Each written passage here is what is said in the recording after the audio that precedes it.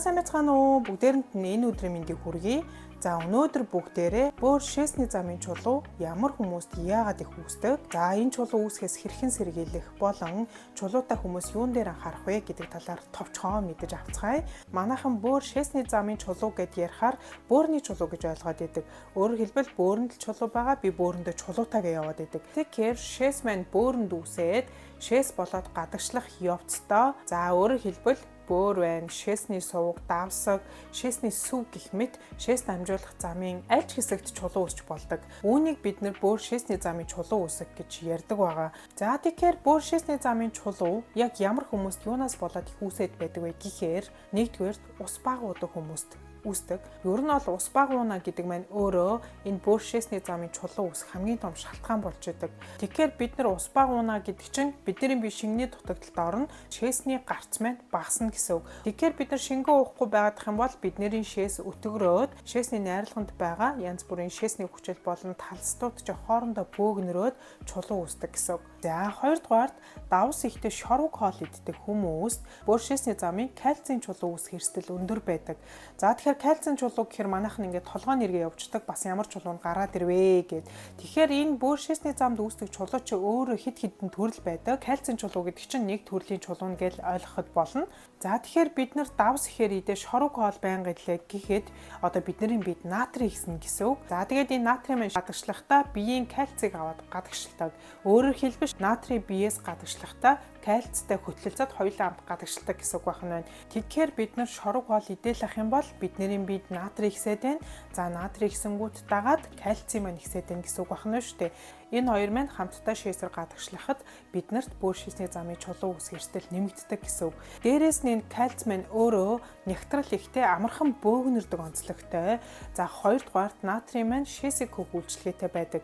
Тэгэхээр бид нар шорвог хоол идээд ах юм бол биднэрт бөөр шээсний замын чулуу үүсэх магадлал эрсдэл нэмэгдэнэ гэсэн үг байна. За гуравдугаарт уураг ихтэй хоол хэрэгэлдэг, байнгын уурглаг хоол хэрэгэлдэг, за махан бүтээгдэхүүн хэрэгэлдэг, амтны гаралтай хүмүүс түлхүү хэрэгэлдэг хүмүүст бөөр шээсний замын чулуу үүсэх эрсдэл өндөр байдаг. Яагаад гэхээр эднэрт пурин гэдэг бодис байдаг. За тэгэхээр энэ пурин гэдэг бодис маань өөрөө усанд байгаа шээсний өвчлийг ихсгээд үүнээс болоод бид нар тулай гэдэг өвчнөр өвддгөө гэд видео оруулсан байгаа та бүхэн үзээрэй. Тэгэхээр бид нар хит уурглаг хоол идэх, махан бүтээгдэхүүн, амтны гаралтай хоол хүмүүс хэтэрхий хэрэглэх нь энэ пуринийг ихсгээд ураатын чулуу буюу одоо шээсний хүчлийн найрлагатай чулуу их үүсдэг гэсэн үг. За үүний дараагаар жингийн илүүдэлтэй хүн, чихрийн шижинтэй хүн, за удмын онцлог, тухайн хүний биеийн онцлог, за мөн нэг бөөртэй хүн, биеийн хүчний хүнд ажил хийдэг, халуун уур амьсгалтай, халуун нөхцөлд ажилладаг ийм хүмүүст бас бөөр шээсний замын чулуу үүсэх өндөр эрсдэлтэй байдаг гэж үздэг. За тэгэхээр удмын онцлог, биеийн онцлог гэж хэлэхээр манайхан энэ 100 удамшдаг өвчин юм уу гэд асуугаад байдаг. Тэгэхээр энэ бол 100 удамшна гэж байгаа үг бол биш. Танаа гэр бүл удамд ээж чинь ч юм уу, аав чинь ч юм уу бөөр шээсний замын чулуутай гэд онцлогдоод эмчлэгдэж байсан бол таач гэсэн өөрөө шинж тэмдэггүй байсан ч нэг удаа шинжилгээ өгөөд үзэх хэрэгтэй. За мөн нэг гэр бүлийн хоёр гишүүн. За өөрөөр хэлбэл эхнэр нөхөр хоёр хоёулаа ийм бөөр шээсний замын чулуутай болчоод ирэх тохиолдол байдаг. Тэгэхээр энэ хүмүүс юу гэдэг вэ гэхээр бит хоёр удам судрын хувьд хоол тусдаа олсууд хэрнээ ягаад бит хоёр хоёулаа чулуутай болчихвоо гэд асуугаад байдаг. Тэгэхээр энд юуг анхаарах шаардлагатай вэ гэхээр энэ хоёр хүний хооллолтын хэм маяг болон амьдралын хэм маягийг нийжлэх гэсэн үг байхгүй юу? Өөрөөр хэлбэл энэ хоёр хүн маань шорвог хоол иддэг. За бөөр шээсний замын чулуу үүсгэх найрлагатай хоол хүнсийг түлхүү хэрэгэлдэг гэсэн үг. Тэгэхээр ийм хүмүүс байх юм бол хоолтон дээрээ бас анхаарал нэг хянаад үзэх хэрэгтэй гэсэн үг байна. За үүний дараагаар шээсээ удаан барьдаг хүмүүст бөөр шээсний замын чулуу үүсэх эрсдэлтэй байдаг. За бид нар шээсээ удаан барина гэдэг чинь бидний биед шээс удаан хадгалагдана гэсэн үг. Дээрээс нь бид нар шээс хүрээд байгаа юм чи шингийн юм нэмж уухгүй гэсэн үг шүү дээ. Тэгэхээр дээрээс нь шингийн юм орохгүй нөгөө шээс маань бидний биед удаан байгаад ах тусмаа шээс чин өтгөрн за тэгээ шээсний найрлаганд байгаа зүйлүүд маань хоорондоо бөөгнөрөөд чулуу үүсэх эрсдэлтэй болно гэсэн үг. За үүний дараагаар манайхны хамгийн их асуудаг асуулт дахихаас нь хэрхэн сэргийлэх вэ гэж их асуугаад байдаг. Ер нь бол бөөр шээсний замын чулуу дахидаг. За дахих бүртээ эмчилгээ хийхэд улам төвөгтэй болж ирдэг. Тэгэхээр хэрвээ та бөөр шээсний замын чулуутай байгаад ямар нэг байдлаар эмчилгээ хийлгэж гисэн тохиолдолд юун дээр анхаарах вэ гэхээр нэгдүгээрт та өдөрт хангалттай хэмжээний шингэн уун, хангалттай хэмжээгээр шээсээ гаргана. Хоёрдугаарт давсны хэрэглээгээ багасгана. За гуравдугаарт хэтэрхий уурглаг хоол, нэг төрлийн төрлийн хоолыг идэхгүй, дураараа витамин С ч юм уу өндөр тунгаар ингэж хамаагүй ууж болохгүй. Ер нь бол тэнцвэртэй хооллох ёстой л гэсэн үг байх нь байна. За тэгэхээр бөөршөөсний замын чулуу гэдэг маань эрэгтэй хүмүүст хэвчлэн үүсдэг. За эмэгтэй хүмүүст бага үүсдэг шалтгаан нь эмэгтэйчүүдийн эстроген даавар гэдэг маань өөрөө бөөршөөсний замын чулуу үүсэлтээс сэргийлж яадаг учраас эмэгтэй хүмүүс цэвэршилтийн дараагаар чулуу үүсгэх нь нэлбэг байдаг. Дээрээс нь манай эрчүүд ерөөсөө хангалттай хэмжээний ус уудаггүй, янз бүрийн газтай ундаа, чихэрлэг ундаа ч юм уу иймэрхүү юмнууд уугаад би шингэнэ нөхөд байнагаа яваад байдаг. Эдгээр чихэрлэг ундаанууд хизээж таны биеийн шингэн нөхдөггүй шүү. Тийм болохоор цэвэр ус уух хэрэгтэй.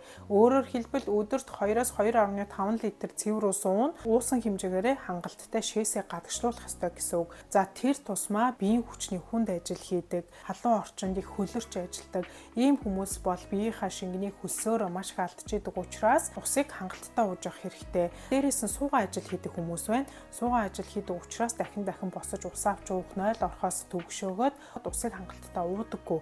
Ийм хүмүүст бас чулуу үүсдэг шүү. Үүнийг бас анхаараарай. За тэгээд бөөршөөсний замын чулуу үүсээд нэгэнт эмчилгээ хийлгэж гисэн бол эмчилгээ хийлгэсэнгээ бүх юм дууссан гэсэн үг бол биш. Дараа таны эмч хизээ ирж үзүүл гэсэн тэр хугацаанд заавал очиж үзүүлээрэй. Бид нар шээс өтгөн байгаа, өтгөрч байгаагаа яаж мэдэх вэ гэхээр одоо андашгүй штэ бид нар шээсний өнгөө харахад болно. Бидний шээс сүрлэн шар өнгөтэй биш, хот өнгөтэй, лептин цайшиг ийм хар цайшиг өнгөтэй болж ах юм бол бид нар шингэн уухгүй байна л гэсэн үг. Тэгэхээр бид нар шингэн сайн уудаг хүмүүс андашгүй байдаг, шээс нь сүрлэн шар өнгөтэй гардаг. За тэгэхээр бөөршөөсний замын өвчнөөс сэргийлээд ингээ усуу гэд хилээд ахаар манайхан зүгээр хаамаагүй нэг доор ингээ ихээр уугаад байдаг.